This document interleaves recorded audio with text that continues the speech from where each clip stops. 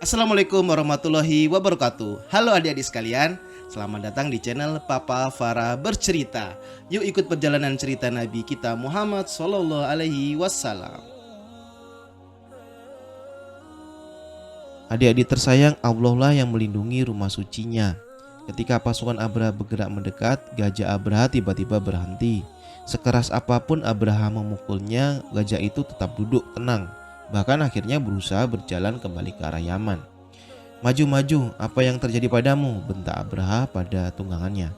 "Dalam berbagai medan pertempuran belum pernah kamu mengecewakan aku seperti ini. Kamu bahkan tampak ketakutan. Ada apa sebenarnya?" "Paduka, ada yang datang dari arah laut," teriak seorang prajurit sambil menunjuk dengan panik. Saat itulah dari arah laut Allah mengirimkan kawanan burung yang kepakan sayapnya menutupi sinar matahari seperti iringan awan mendung yang bergerak cepat. Burung-burung itu menjatuhkan batu-batu menyala ke arah pasukan gajah. Dengan panik setiap orang berusaha menyelamatkan diri, tetapi sia-sia. Semua orang mati kecuali Abraha yang berhasil kembali ke Yaman. Peristiwa penyerbuan tentara bergajah itu sangat luar biasa. Maka tahun ini diberi nama Al-Mulfil, yang artinya tahun gajah. Peristiwa ini Allah abadikan dalam surat Al-Fil. "Tidakkah engkau Muhammad perhatikan bagaimana Tuhanmu telah bertindak terhadap pasukan bergajah? Bukankah dia telah menjadikan tipu daya mereka itu sia-sia, dan dia mengirimkan kepada mereka burung-burung yang berbondong-bondong yang melempari mereka dengan batu dari tanah liat yang dibakar sehingga mereka dijadikannya seperti daun-daun yang dimakan ulat." Sebagian ahli tafsir berpendapat bahwa yang dibawa burung-burung itu adalah kuman-kuman wabah penyakit cacar. Dalam beberapa hari saja seluruh pasukan mati dengan tubuh rusak seperti daun dimakan ulat. Abraha lah yang berhasil kembali ke Yaman, tetapi tidak lama setelah itu ia pun mati seperti pasukannya. Adik-adik tersayang, kita kembali pada kisah Abdullah ibn Abdul Muthalib yang tidak jadi disembelih karena telah ditebus ayahnya dengan 100 ekor unta. Abdullah adalah pemuda yang berwajah tampan. Kegagahan parasnya banyak menarik perhatian gadis-gadis Mekah. Apalagi setelah mereka tahu bahwa nyawa Abdullah telah ditebus dengan 100 ekor unta. Suatu jumlah luar biasa yang tidak pernah dialami seorang pun sebelumnya. Walaupun banyak gadis yang berusaha menggodanya, kesopanan Abdullah tetap terjaga. Adik-adik tersayang, Abdullah adalah ayah Nabi Muhammad Sallallahu Alaihi Wasallam. Berikut ini adalah silsilah Nabi Muhammad Sallallahu Alaihi Wasallam. Coba perhatikan ya adik-adik dalam silsilah berikut.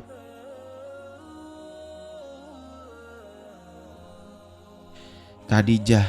Kalian akan melihat nama Khadijah pada silsilah. Khadijah adalah istri Nabi Muhammad Sallallahu Alaihi Wasallam. Nabi Muhammad SAW dan Khadijah berasal dari nenek moyang yang sama, yaitu Qusay, karena berkerabat sebagai sepupu jauh. Khadijah pernah memanggil Nabi Muhammad SAW dengan sebutan "Wahai putra pamanku". Adik-adik tersayang, sesaat setelah penebusan Abdullah, Abdul Muthalib menggandeng tangan putranya menuju rumah Wahab bin Abdul Manaf. Wahab mempunyai seorang putri bernama Aminah. Abdul Muthalib sudah sepakat dengan Wahab untuk menikahkan putra-putri mereka. Namun di tengah jalan seorang gadis cantik menegur Abdullah. "Engkau akan pergi kemana, wahai Abdullah?" "Aku akan pergi bersama ayahku." Tanpa memedulikan Abdul Muthalib, gadis itu berkata, "Kulihat engkau memang dituntun ayahmu. Tak ubahnya seperti seekor unta yang akan disembelih. Demi engkau, aku akan menerimamu jika engkau mau menikahi diriku sekarang juga." Abdullah terperangah. Dia menatap gadis itu dengan gugup. Siapakah gadis ini? Pikir Abdullah. Dilihat dari pakaiannya yang dipenuhi perhiasan mahal, ia pasti seorang gadis bangsawan. Matanya yang hitam memancarkan sinar yang teduh, seperti yang biasa dimiliki gadis-gadis terperangai lemah lembut dan penuh kasih sayang. Apa yang harus kukatakan kepadanya? Ketika Abdullah menoleh kepada ayahnya, dilihatnya Abdul Muthalib memberi isyarat agar Abdullah terus melangkah dan tidak menggubris sang gadis. "Aku bersama ayahku, aku tak kuasa menolak kehendaknya dan berpisah dengannya." Abdullah kembali berjalan bersama ayahnya. Hatinya dipenuhi rasa iba dan simpati kepada gadis yang ditinggalnya. Hari itu juga Abdul Muthalib datang ke rumah Wahab bin Abdi Manaf. Mereka sepakat menjodohkan Abdullah dengan Aminah. Adik-adik tersayang, keesokan harinya Abdullah bertemu lagi dengan gadis yang kemarin. Abdullah menyapa, "Mengapa engkau tidak menyapaku seperti kemarin?" Gadis itu menjawab dengan ketus, "Sinar berseri-seri yang kemarin kulihat pada wajahmu sudah tidak ada lagi. Karena itu sekarang aku sudah tidak membutuhkanmu." Sinar kenabian. Sinar berseri-seri yang dilihat sang gadis pada wajah Abdullah menurut sebagian ahli sejarah adalah sinar kenabian yang akan diturunkan Abdullah kepada putranya. Ketika Abdullah dijodohkan dengan Aminah, gadis itu tidak dapat lagi berharap akan memiliki putra yang kelak menjadi nabi.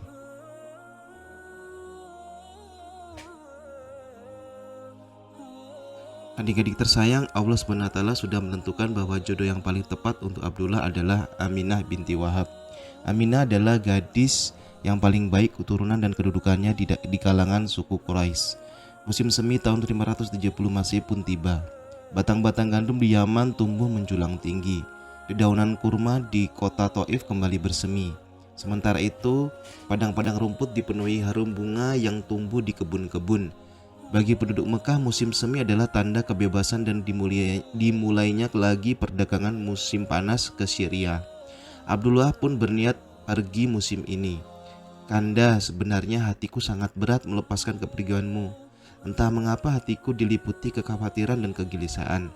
Aku bahkan berharap dapat menemukan suatu alasan untuk menahan kepergianmu," keluh Aminah kepada suaminya. Abdullah tersenyum menentangkan. "Hatiku pun terasa tertinggal di sini, Dinda. Aku tahu begitu besar rasa sayangmu kepadaku sehingga engkau berharap dapat terus berada di sisiku. Bukan cuma itu, damai rasanya berada di sampingmu, Kanda." Abdullah mengangguk. "Tetapi Dinda, kini di dalam perutmu ada bayi kita. Kau tahu aku adalah pemuda tak berada. Saat ini kita hanya mempunyai 5 ekor unta dan beberapa kambing perah. Selain itu tak ada lagi kekayaan yang dapat menghidupi kita berdua selain sedikit kurma dan daging kering. Karena itu inilah saatnya bagiku untuk pergi berniaga dan menambah penghasilan kita." Aminah terpaksa mengangguk menerima kenyataan itu. Dia memandang kepergian Abdullah dengan sendu, seolah saat itu adalah detik-detik terakhir dia dapat melihat wajah suaminya. Adik-adik tersayang, apa yang dirasakan Aminah pun terbukti. Hamzah ibn Abdul Muthalib. Pada hari pernikahan Abdullah dengan Aminah, Abdul Muthalib pun menikahi sepupunya yang bernama Hala. Dari perkawinan ini lahirlah Hamzah, paman Rasulullah SAW yang seusia dengan beliau. Bersama kafilah dagang, Abdullah tiba di Gaza. Kemudian dalam perjalanan pulang ia singgah di Yasrib. Di sana ia tinggal bersama saudara-saudara ibunya. Namun ketika kawan-kawannya dari Mekah hendak mengajaknya pulang, Abdullah jatuh sakit. "Rasanya aku tak akan kuat menempuh perjalanan pulang," kata Abdullah kepada kawan-kawannya. "Kalian berangkatlah dan sampaikan pesan kepada ayahku bahwa aku jatuh sakit." Kawan-kawannya mengangguk. "Akan kami sampaikan pesanmu, baiklah engkau di sini." Kafilah Mekah pun berjalan pulang. Ketika tiba di rumah, mereka menyampaikan pesan Abdullah kepada Abdul Muthalib. "Harits, panggil Abdul Muthalib kepada putra sulungnya. Pergilah ke Yasrib, lihatlah keadaan adikmu, jika sudah sembuh jemputlah ia pulang." Harits pun segera berangkat. Ketika tiba di rumah pamannya di Yasrib, yang ditemuinya adalah wajah-wajah duka. "Abdullah telah meninggal," kata mereka kepadanya. "Mari kami antar engkau ke pusaranya." Harits pun menyampaikan berita sedih itu ke Mekah. Melelehlah air mata di pipi Abdul Muthalib. Namun kesedihan yang paling berat dirasakan oleh Aminah, apalagi saat ia tengah menanti kelahiran bayinya. "Selamat jalan Kanda," isak Aminah. "Hilanglah seluruh kebahagiaan hidupku bersamamu. Kini tinggallah aku yang hidup untuk membesarkan bayi kita." Adik-adik tersayang, tak lama lagi bayi Aminah akan lahir.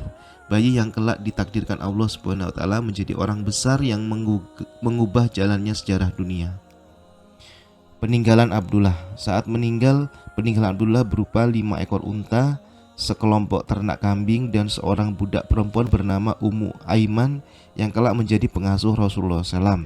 Nama aslinya adalah Barakah, yang ia berasal dari Habasyah.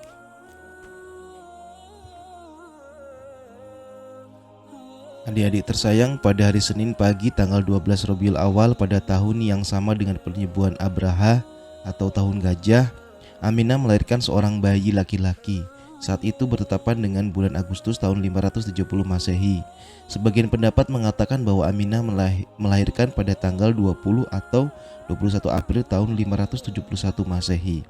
Aminah mengutus seseorang sambil berkata, "Pergilah kepada Abdul Muthalib dan katakan sesungguhnya telah lahir bayi untukmu. Oleh karena itu datang dan lihatlah."